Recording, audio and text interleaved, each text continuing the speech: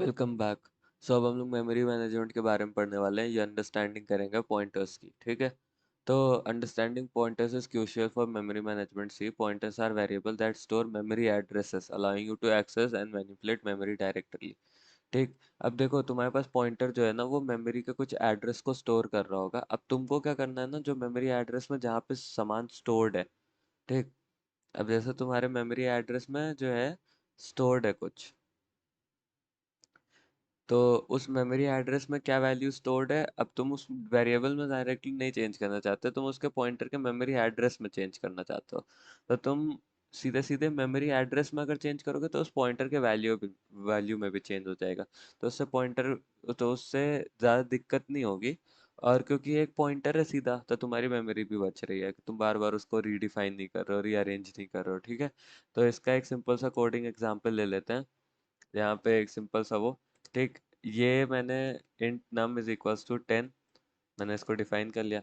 अब एक पॉइंटर को क्या करता है ना, कि अब पॉइंटर को डिफाइन करने का तरीका ये होता है, ptr। अब पॉइंटर डिफाइन कर लिया हम लोगों ने,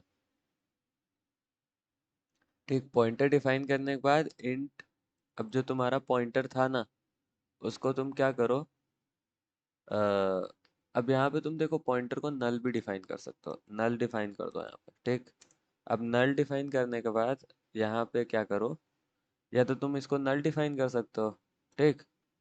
या तो जैसे मैंने अभी यहाँ डिफाइन किया, तो सीधे सीधे तुम क्या करो, इसका पॉइंटर की जो वैल्यू है P T R is equals to, अब यहाँ पे m% नम लगाओगे तभी ये रिसीव होगा, जैसे हम लोग वहाँ नहीं करते इनपुट लेते टाइम, तो वैसे ही स्टार और फिर m% लगाओगे तभी रिसीव होगा। अभी देखो यहाँ पे प्रिंट एफ करवा के वैल्यू ऑफ, अब यहाँ पे सिंपल सिंपल क्या करो, फर्स्ट वैल्यू लिख दो, फर्स्ट वैल्यू ऑफ num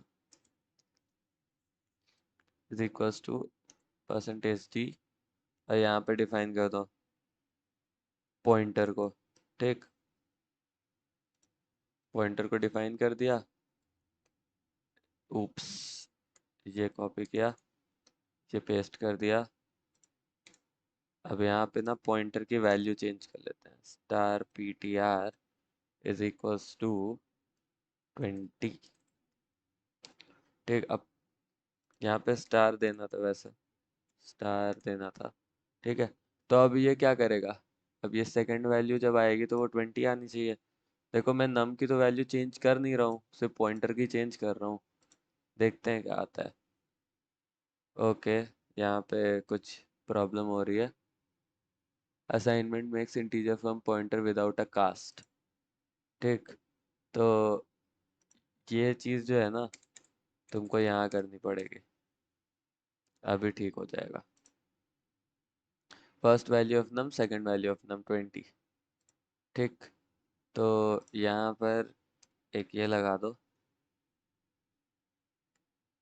ये देखो first value of num 10, second value of num 20। तो इसने ना सीधे मेमोरी एड्रेस के साथ ही छेड़छाड़ कर दी, ठीक। लेकिन अगर तुम यहाँ पे सीधे सीधे अभी क्या करोगे, तुम एक चीज़ और करो, यहाँ पे, यहाँ पर प्रिंट एफ लगा दो, क्योंकि मैं तुम लोग को कंफ्यूजन में नहीं रखना चाहता, तो सीधे सीधे क्या करो, यहाँ पे प्रिंट एफ लगाओ, परसेंटेज डी। अब तुम ये भी तो सोच रहे होगे ना कि शायद नम में वैल्यू ना चेंज हुई हो, उसको भी देख लेते हैं हुई है कि नहीं हुई है। देखो 20 आ गई नम पे वैल्यू, ठीक है।